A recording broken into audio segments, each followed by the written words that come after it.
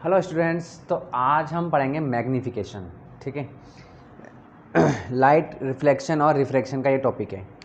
तो मैग्नीफिकेशन क्या होता है भाई? मैग्नीफिकेशन सबसे पहला क्वेश्चन तो यही आता है फिर कि मैग्नीफिकेशन क्या होता है।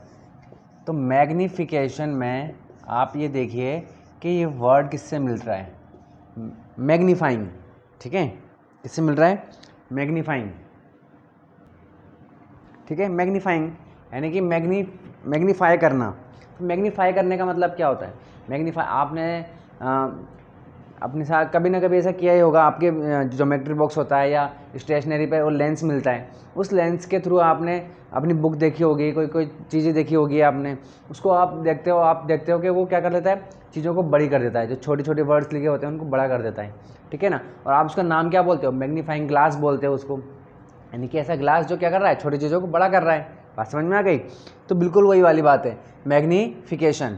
ठीक है, तो यहाँ पर इसका मतलब क्या है? यहाँ हम क्या देखने वाले हैं? यहाँ हम देखने वाले हैं कि हमारी जो लेंस और जो मिरर हैं वो ऑब्जेक्ट की क्या बना रहे हैं? इमेज बनाते हैं। ठीक है, तो हम देखना चाह रहे हैं कि जो इमेज बन रही है वो ऑब्जेक्ट के कंपैरिजन में छोटी बन रही है कि बड़ी बन रही है। और अगर छोटी बन रही है तो कितनी छोटी बन रही है, मैंने मतलब कितना टाइम्स छोटी बन रही है, मतलब डबल बन रही है, ट्रिपल बन रही है या आधी बन रही है। ठीक है ना, उसके कंपैरिजन में। ठीक है ना, इसको क्या बोलते हैं? इसको बोलते हैं कि कितने टाइम्स बन रही है, कितने गुना बन रही है उसकी। ठीक है, तो कितनी छोटी बन रही है या कितनी बड़ी बन रही है। तो मैग्नीफिकेशन में आपके पास मिरर का भी लेंस फॉर्मूला आता है और लेंस का भी आता है। ठीक है, ठीक है, चलिए। तो मिरर का फॉर्मूला क्या होता है? मिरर का फॉर्मूला होता है, इसको मैग्नीफिकेशन को स्मॉल एम से दिखाते हैं हम, पता है। ठीक है, चलिए, इज इक्वल टू क्या होता है? HI/HO। ठीक है, अब प्रॉब्लम क्या आती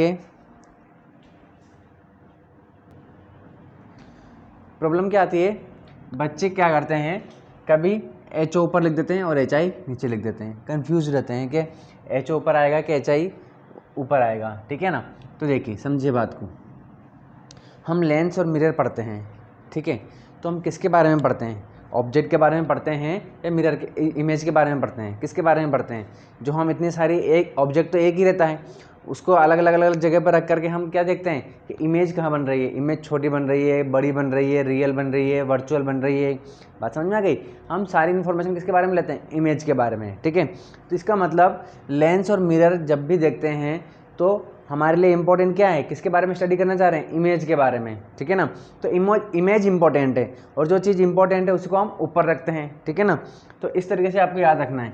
तो ये क्या है? Height of image. क्या है ये? Height of image, HIGHT, height of image. ठीक है, और ये क्या हो जाएगा? Height of object. बात समझ में आ गई आपके? चलिए, तो फॉर्मूला क्या हो गया? HI/HO। ठीक है, सेम टू सेम आपका लेंस में रहेगा ये HI/HO। समझ में आ गई बात? तो देखिए क्या मतलब है इसका।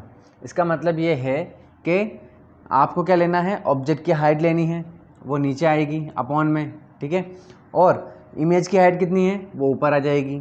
ठीक है, जब आप इसको डिवाइड करोगे तो जो नंबर आएगा उससे हम क्या बोलते हैं? मैग्नीफिकेशन।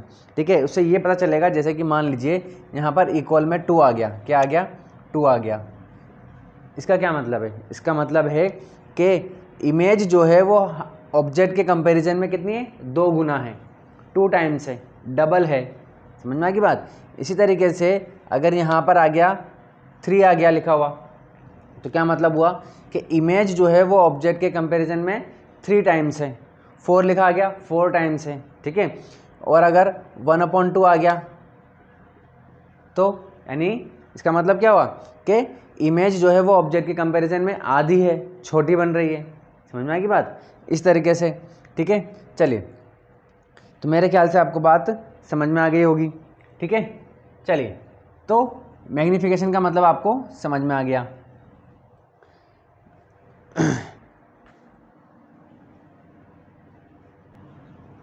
अब आप यहाँ एक चीज़ देखिए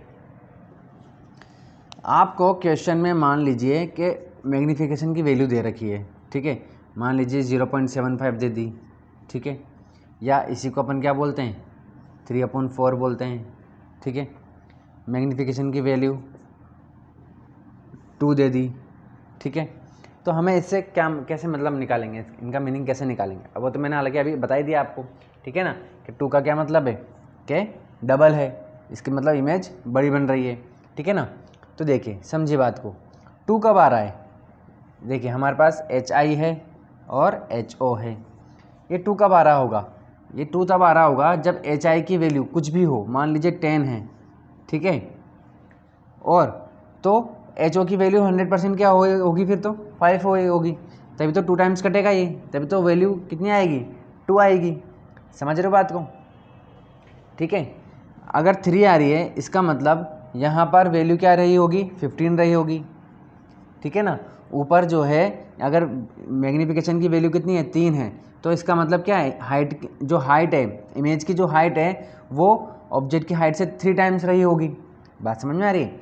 अगर मैं कह दूँ 1 है, कितनी है 1, इसका मतलब 1 कब आएगा, जब दोनों इक्वल होंगे, 5 से 5 कटेगा 1 टाइम तो 1 आ जाएगा। बात समझ में आ गई? तो 1 का मतलब क्या हुआ, 1 का मतलब हुआ कि इमेज की हाइट और ऑब्जेक्ट की हाइट दोनों इक्वल है, तभी 1 आ रहा है। बात समझ में आ गई? चलिए 1 से अगर बड़ा हुआ, 1 से अगर पॉइंट भी जरा सा भी बड़ा हुआ, 1.04 हुआ, 0.2 हुआ, ठीक है ना, सॉरी 0 पॉइंट यानी कि 1.2 1.3 कितना भी 1, अगर 1 से थोड़ा सा भी बड़ा हुआ, इसका मतलब इमेज जो है वो ऑब्जेक्ट से क्या है बड़ी है, तभी तो वैल्यू क्या आएगी 1 से बड़ी आएगी। समझ में आएगी बात? जैसे अभी समझा दिया मैंने आपको। लेकिन अगर मान लीजिए कि इमेज की वैल्यू 4 है, ठीक है, मान लीजिए कि यहाँ पर 2 है, ठीक है, और यहाँ पर वैल्यू 1 है, ठीक है। तो अब बताइए इमेज जो है उसकी वैल्यू ऑब्जेक्ट से क्या है छोटी है, तो यहाँ पर क्या आएगा 1 आएगा क्या, या 1 से छोटा आएगा, 1 से छोटा आएगा 0.5 आएगा। बात समझ में आ गई? इसका मतलब क्या हुआ, इसका मतलब ये हुआ कि अगर आपको m = 1 दिया हुआ है, इसका मतलब है कि इमेज की हाइट जो है वो ऑब्जेक्ट की हाइट से क्या होगी बराबर होगी, ठीक है ना, अगर 1 दिया हुआ है तो, ठीक है। लेकिन अगर 1 से बड़ा है, वैल्यू क्या है 1 से बड़ी है, तो इसका क्या मतलब हुआ भाई, 1 से बड़ी है तो इसका मतलब क्या हुआ कि इमेज की जो हाइट है वो बड़ी है, ठीक है, तभी तो वैल्यू बड़ी आएगी 1 से, ठीक है। चलिए, और अगर मैग्नीफिकेशन की वैल्यू 1 से क्या है छोटी है, तो इसका मतलब क्या हुआ कि इमेज की जो हाइट है वो क्या है ऑब्जेक्ट की हाइट से छोटी है। समझ में आ गई बात? अगर 1 है तो दोनों हाइट बराबर है, अगर 1 से बड़ी है इसका मतलब इमेज बड़ी है, और अगर 1 से छोटी है तो इमेज की हाइट छोटी है या कम है। बात समझ में आ गई? तो आपको वो MCQs में 1 मार्क में ये क्वेश्चन पूछ लेता है, ठीक है, कि m = 1 है इसका मतलब क्या है, ठीक है, तो वो 3 ऑप्शन दे देगा, एक नन दे देगा या ऑल दे देगा, ठीक है, इस तरीके से।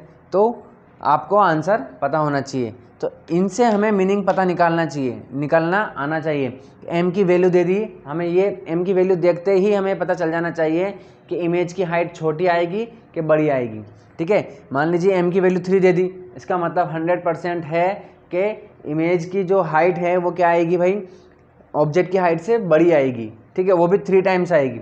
तो जब हमारा आंसर आएगा तो हम उससे कंपेयर कर सकते हैं, हम चेक कर सकते हैं कि हमारा आंसर सही है कि गलत है, ठीक है।